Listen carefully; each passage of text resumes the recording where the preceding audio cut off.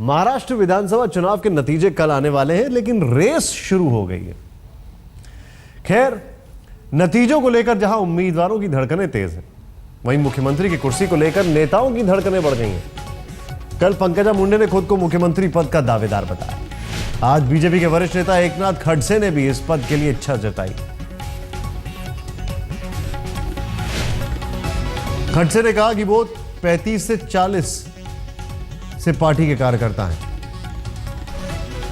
40 साल से पार्टी के कार्यकर्ता हैं। एकनाथ ने यह भी गिनाया कि नेता विपक्ष रह चुके हैं, राज्य में कई मंत्रालय संभाल चुके हैं, लेकिन पार्टी जो भी फैसला लेगी वो उन्हें स्वीकार होगा।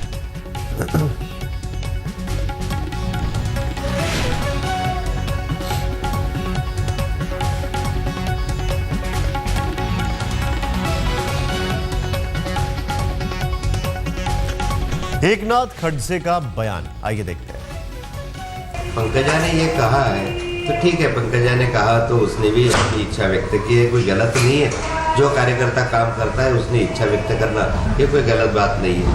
तो दावेदारी के बारे में मैं तो नहीं कहता हूँ, आखिर मैंने पहले ही बताया कि पार्टी निर्णय लेती है। हाँ, ये बात सही है कि भारतीय जनता पार्टी में कई सालों से, करीबन 35-40 साल से मैं काम करते आया हूँ। भारतीय जनता पार्टी का 25 साल से मैं एमएलए हूँ, अभी छठी बार में लड़ रहा हूँ। अपोजिशन लीडर भी रह चुका हूँ, finance minister, irrigation minister, technical higher education minister, कई पोर्टफोलियो मैंने संभाले भी हैं। उसके पहले भी भारतीय जनता पार्टी का विधानमंडल का गठ नेता भी मैं रह चुका हूँ। कई सालों से ये काम करते आया हूँ। फिर भी इसके बावजूद भी पार्टी जो निर्णय लेती है वो निर्णय हमें मान्य रहता है। आखिर मेरे जैसे कई कार्यकर्ता मेहनत करते हैं, काम करते हैं, मेरिट में आते हैं, और कई उनकी भी खूबियाँ रहती, कई उनकी भी आशाएं रहती हैं, और पार्टी ये सारी बातों को ध्यान में रख के निर्णय लेती है। जो पार्टी निर्णय लेगी वो हमें मान्य रहेगा। मैं तो पार्टी का सामान्य कार्यकर्ता हूँ, वो जो निर्णय लेगी उसका सम्मान मैं करूँगा। अपना तो रेज्यूमे देने लग गई है।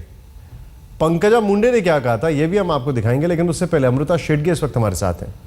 अमृता, ये तो पहले ही एकदम शुरू हो गई है लड़ाई कि कौन बनने वाला है मुख्यमंत्री। नतीजा आया नहीं, उससे पहले ही चालू हो गए। तो देखिए निशांत, कल का दिन है जो महाराष्ट्र के 5 साल का जो भविष्य है वो तय करेगा। बहुत बड़ा दिन है महाराष्ट्र के लिए। हर पार्टी अलग थी, लेकिन बीजेपी में मुख्यमंत्री पद के लिए हर कोई दावे करता दिखाई दे रहा है। हमारे साथ बीजेपी के वरिष्ठ नेता माधव भंडारी हैं, हम उनसे बात करेंगे। सर, आपसे जानना चाहेंगे, कल का बहुत अहम दिन है, लेकिन अभी से बीजेपी के जो नेता है वो हर कोई कह रहा है कि किस तरह से मैं पात्र हूँ मुख्यमंत्री पद के लिए, क्या कहेंगे आप? मैंने तो ऐसा कहीं सुना नहीं है। हमारे सभी नेताओं ने ये कहा है कि इसका निर्णय जो है वो पार्टी करेगी, जो पार्टी करेगी उस निर्णय के मुताबिक हम काम करेंगे।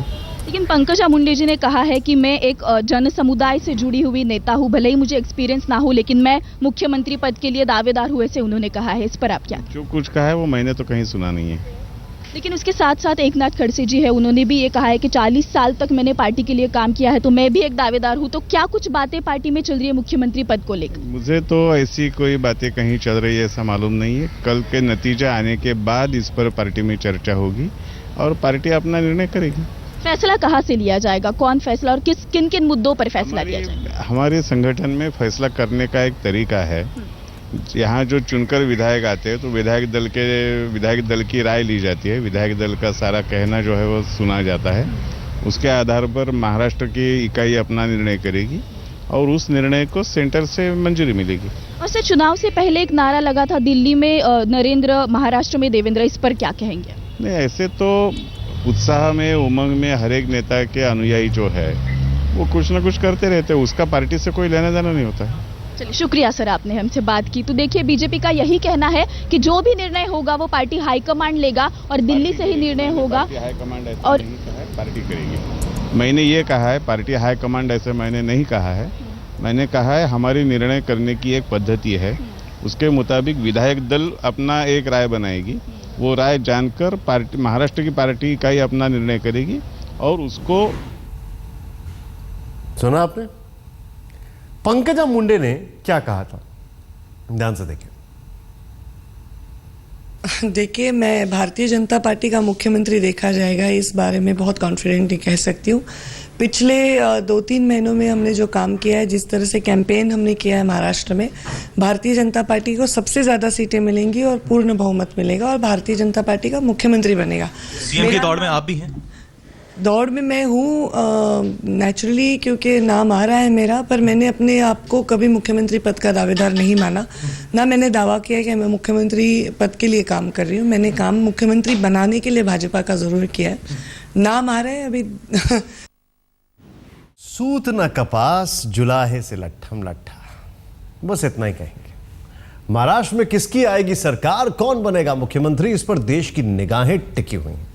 सट्टा बाजार में तो 2,500 करोड़ का सट्टा लग चुका है।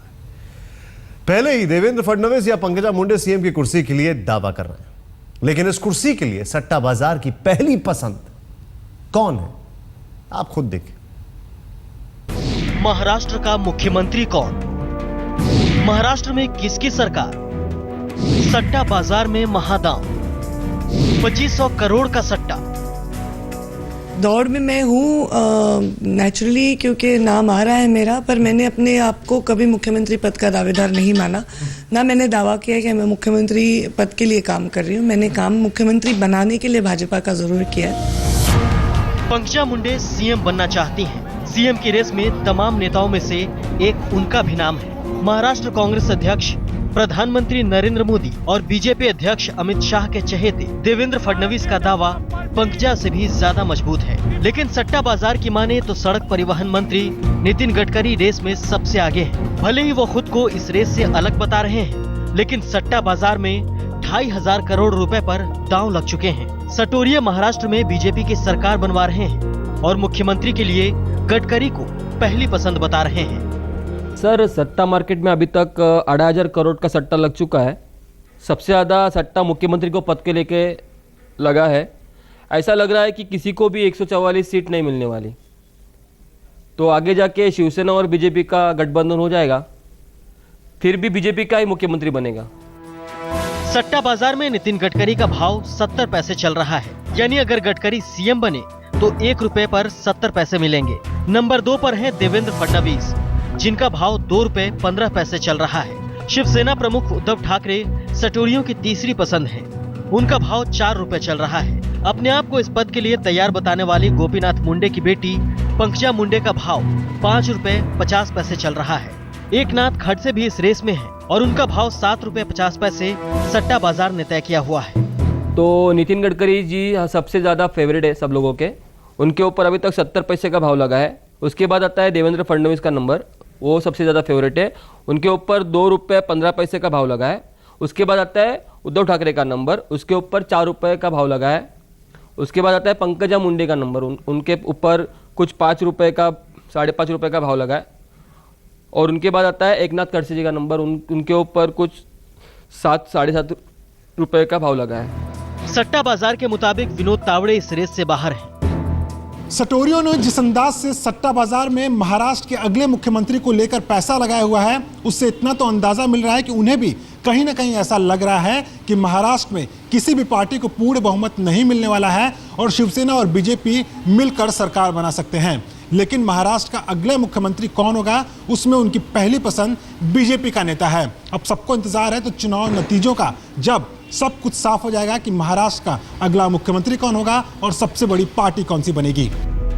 नितिन गडकरी साफ कर चुके हैं कि वो मुख्यमंत्री की रेस में नहीं है, लेकिन सटोरियों को मालूम है कि राजनीति में कभी भी पूर्ण विराम नहीं लगता। मैं आपको बिल्कुल साफ तौर पे बता रहा हूँ, दिल से बता रहा हूँ कि अब दिल्ली में मैं काम कर रहा हूँ और मेरा विशेष रूप से गंगा से लेकर बाकी कार्यक्रमों से लेकर बहुत रुचि है।